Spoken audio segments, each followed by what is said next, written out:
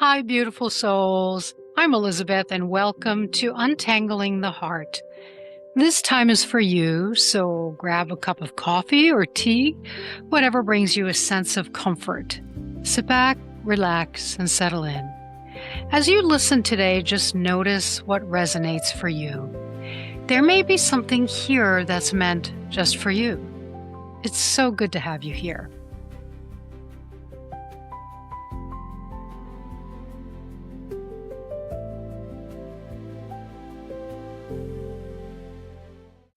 Today, we are talking about why understanding isn't always enough to feel better. So that's a really interesting topic. We understand, we are conscious of things, and yet, no matter how much we try and untangle it in our heads, we don't often feel better. We still feel dragged down or confused or quite literally just low and possibly even in discomfort, right? In pain. So many people, they understand their patterns of what they do in their daily lives, and yet they still feel really stuck. It's like, I know where this comes from, but why do I still feel this way? You can question yourself in that, but you just don't understand why the things keep happening to you.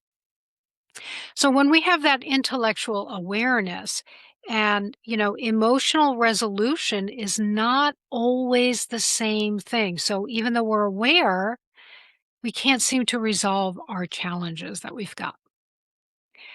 And someone can deeply understand if they've had trauma or relationship patterns or fears, but we all can still carry that emotional charge in our bodies. Well, what does that mean? First of all, what's trauma? Trauma is a word that's been used a lot, right?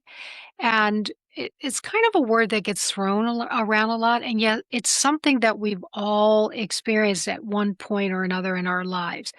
It could have been the breakup of a relationship. It could have been the loss of someone really close to you, including, our family pets. It could have been a car accident. It could have been something that you don't even have a memory of. I had a client once that I work with, and this person remembered being left in her crib and crying and crying and crying and feeling left alone. And so even though we might not have all of the memories, that emotional charge gets stuck in our bodies sometimes. So trauma can be anything. It can be little in someone's eyes, big in someone else's eyes. So we carry that emotional charge, and we've talked about this before and what that looks like. So it's important to know and perhaps to be aware of what's happened to us. But that's really only the beginning of the journey. Even though we know it and we try and fix it in our heads, or we do a lot of work toward moving into healing, sometimes it doesn't always get there. So our mind processes through thoughts, right? We've talked about before too. 1% of our intelligence, our consciousness. This is what we think all day, that we kind of run on this computer. But our bodies process through feeling. Our bodies create the feelings and it processes, and really that's that underlying motor that runs all of the time, and we're not always conscious of it. Our minds want to analyze things, strategize, pick it apart, look at the details, make sense of things. Have you ever caught yourself saying, this doesn't make sense, right? Who hasn't said that? This doesn't make sense. So our bodies, though, communicate through sensations, emotions, tension, sometimes fatigue, right? Our nervous system responds through that language, if you will. It's a totally different language than the language that we hear in our heads. And healing happens when the body is included in the process, not just our minds, not just our intellect, but our body is included in the healing as well. So, and you can talk about emotions and your feelings and express them, which we need to do. It's very important to be able to express yourself. And we can do that in many ways. We can do that in writing, in artwork, in dance, sports, literally moving the body, right? Or just speaking our truth. So many people are afraid to speak up and really say what they really feel because maybe out of compassion, they don't want to hurt someone else's feelings. Well, it's important too that you express yourself. So you can talk about emotions and how you feel for forever, and yet you may not fully be releasing it through the body. I hope that makes sense. So, emotional energy can stay stored, can stay trapped, can stay conflicted within the body, even after we have that aha moment, right? That light bulb moment that goes off. Oh, okay. That's what happened. And we still are feeling off. We're still not feeling like we've got that clarity or sometimes even energy. So you may consciously know and be very aware of that. For example, you might not have felt safe when you were growing up, or it could have been just a specific incident in which you didn't feel safe. And we run a lot of programs off of that. Or you might consciously know that perhaps you were a people pleaser, or maybe still are. And there's no judgment there. Remember, we just talked about how sometimes we're afraid to have that conflict with someone else because we don't want to hurt them or hurt their feelings. So we'll go out of our way to please someone so that we feel safe. Interesting concept, isn't it? Or perhaps you might consciously know you don't like it when you get turned down. And I'm not talking about just about going for a job interview, something like that, but rejection, where, hmm, maybe you didn't get invited to that party, or maybe you're at an event and there are lots of people gathered in small groups and they're all having a wonderful time, and you're just kind of feeling like you're in the outskirts of things, right? And you feel that feeling of rejection. It could show itself in many, many ways. So the body may still react automatically as if whatever you were threatened with or you perceived you were threatened with, even if you're not conscious of it, the body may still react automatically as if it's happening right now. Sit with that for a moment. And it's not that it's not true. I mean, at the moment, you're not being chased by a tiger, right? That's that fight or flight feeling. But your body is still feeling it. It's still feeling like it's constantly being chased or constantly being threatened, even though your mind says you're not. Even though you're trying your best and you're trying really hard to get through your day, your body still doesn't feel safe. And, this is why triggers can persist even after you're aware of what the situation was. You could be driving past a particular location and all of a sudden it triggers feeling unsafe. And you may or may not have even put it together why. What was that situation? Even if you don't. You could do what happened to me. I'm going to share this story with you. So I've experienced this myself.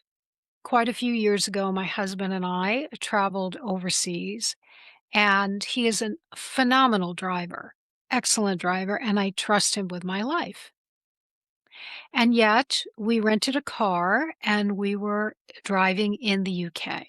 And of course, in the UK, they drive on the opposite side of the road than we do here in the US. It's all good, right? But somehow I felt very anxious and didn't feel safe. Even though I trust him, I didn't feel safe on the road. And that anxiety as the longer we were on the road, and it was a maybe 2 or 3 hour trip, the longer we were on the road, the anxiety built up more and more and more. And I could just feel my body being consumed with fear. Now, consciously, there was no reason for me to feel that way, but I did. And then after the UK, we ended up going to Italy for several days. And the hotel that we were staying in was up at the top of a mountain. And yet we had to drive up this mountain, one lane, no lights, at midnight, no guardrails or very few guardrails. And having that experience of driving in the UK and already trapping that anxiety and now transferring that to this, it was like a double whammy.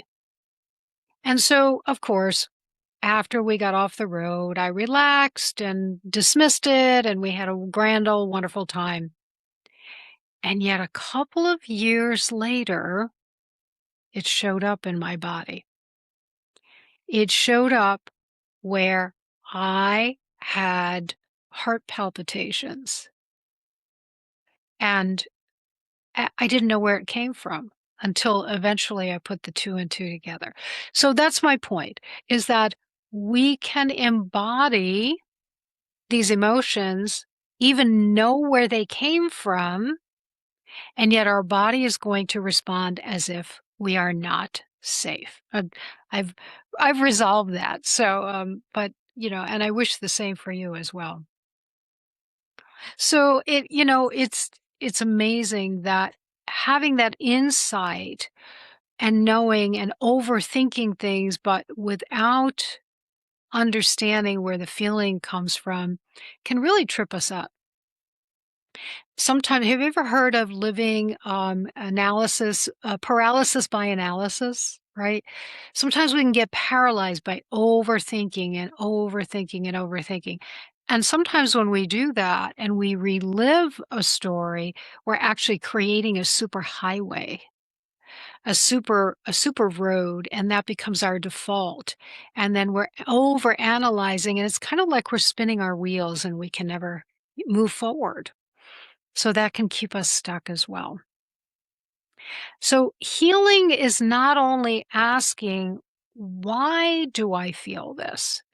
It's also asking, what does my body need right now? And maybe it's, what does my body need right now to feel safe? That's usually the case. So, our bodies need permission and not pressure. You do not need to pressure yourself into healing, but you need to, not need to, you can choose to give your body permission to relax, to release, to not force it. Sometimes we try and force the issue. We work and we work and we work, and it's so good that, you're doing that emotional work on your own or perhaps with someone, but we can't force it. Not intellectually, anyway. So sometimes the most healing thing is simply allowing yourself to feel without immediately fixing it or judging it. Now let's sit with that for a moment. Can you imagine feeling uncomfortable and not doing anything about it? part of that, when we do that, is can look like procrastination. Or part of that can look like when we are uncomfortable and we don't do anything about it. You may have heard the word denial or not looking at it. And those feel like it comes with a judgment. Well, what I'm suggesting right now is to allow yourself to feel that emotion, and just for the moment, don't worry about fixing it. And also don't judge it. If you feel uncomfortable for some reason, just allow that. That's what it is allowing our bodies to process feeling uncomfortable for the moment. We very often have to run, feel like we've got to fix it. It feels too big, too great. I can't, I have to do things. And then we get really busy, right? It's kind of like, too, if you have a friend who's going through a grieving process and you're busy scurrying around, having to do it's wonderful that you are sharing your gifts with that person. But sometimes the busyness gets in the way of allowing that emotion to really release, whether it's sadness or anger or fear. We don't have to be afraid of our emotions. Why don't we just take a moment and, let's see, trust yourself and close your eyes for a moment. I'm going to lead you through just a quick minute meditation with your permission. Close your eyes and put your feet on the floor. Just feel very comfortable wherever you're seated. Relax and relax your shoulders. We keep a lot of anxiety up in our shoulders, right in our neck. Just kind of soften your face, soften the jaw, relax your shoulders. Pretend as if you're dropping your arms down to the floor. And take a deep breath in through the nose and out through the mouth. Do one more. Deep breath in and out through the mouth. Beautiful. And allow yourself to settle in and see if there's an emotion that you're feeling right now. Perhaps you're feeling exhaustion or sadness, or maybe you feel annoyed or joyful. It could be any emotion.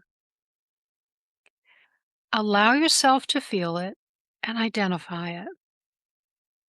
Then ask yourself the next question: where in my body do I feel it? Do you feel anxiety in your shoulders? Do you feel sad in your heart? Wherever it is, find it. And now just acknowledge it. In your mind, acknowledge, I recognize you. I feel you. Good. Take a deep breath in, release, and open your eyes. Well done. What you've done is you haven't run from the emotion. You've given yourself permission and the emotion permission to be there for the moment without having to fix it, without having to change it. And now you know exactly where in your body you feel it. That awareness is that first step of releasing the emotion. And, real healing often can feel a lot simpler than we expect. It doesn't have to be particularly dramatic, right?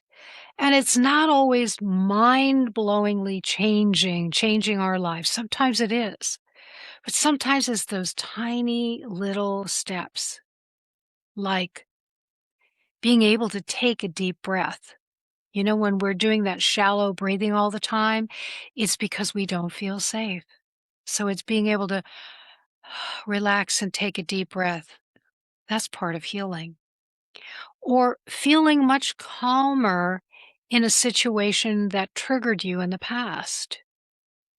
At least being able to step back and being a little bit more aware and a little bit more discerning before we have a knee jerk reaction. Or it could feel like sleeping a little bit better, sleeping longer, sleeping deeper. Maybe you haven't had dreams in a while and those dreams have come back. Even if they're triggering dreams, your body is releasing. Or it might be that you're just feeling a little bit emotionally lighter. You know, one of those days where you say, "Today I'm having a good day." Kudos to you. And it could be like you respond instead of react. I like to call it being proactive rather than reactive. So perhaps you've been able to take a step forward and have a conversation that you've been avoiding in the past, knowing that you're still safe and you're okay, rather than waiting for someone to bring up the topic or never bringing up that topic. And then you're worried about it all the time. Or it could look like you've moved out of procrastination. You've been able to take a step. You've been able to do a task that for some strange reason you haven't been able to do maybe for a month or more. So healing can often feel simple and show up more simply. And you don't need to relive all of your stories in order for you to release this. This healing does not require that you continually re-traumatize yourself. Emotional release can happen just with compassion and without overwhelm. Sometimes when we get so overwhelmed, we don't know where to start, and then we avoid the whole thing. And that can go on for years. And I promise you, it doesn't serve any of us when we allow that overwhelm and we don't know what else to do. So if you've been working on yourself, again, well done. And if you still haven't made that progress that you want to make, perhaps the emotions haven't released yet. And so there's more steps for you. And there's hope for you as well. So insight helps us to recognize the pattern, knowing what's happening, knowing what the situation was, recalling it, seeing a pattern over and over again. You attract the same people into your lives, or you have this fear of money and money, you're afraid money's never going to come. And then you have what you think is evidence that money's never coming. And you say, see, I'm right. There's the pattern. Or perhaps you don't know why this is happening, but it happens over and over and over again. So insight helps us to recognize that pattern. But being connected to our body and our emotions allows us to finally feel safe enough to let it go. And both of those matter. Both of those matter. True healing happens when the mind and the body are working together instead of separately. So if you have found this a little bit insightful in that something you weren't aware of before, it would be a wonderful thing for you to take a moment on your own to reflect and then feel. Those would be extremely helpful for you. And if one person came to mind today while you were listening, please feel free to share this conversation with them. Because sometimes healing begins simply by realizing we're not alone.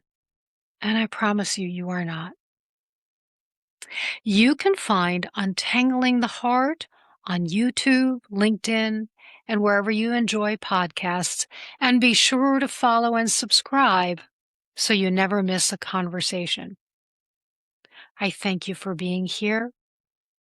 And until next time, from my heart to yours.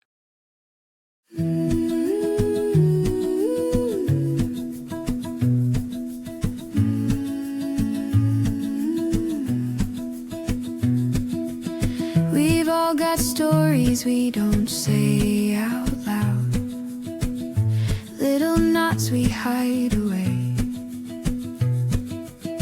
You're not broken, you're just learning to be honest with what you feel today. This is untangling the heart, one brave breath, one tiny start, finding strength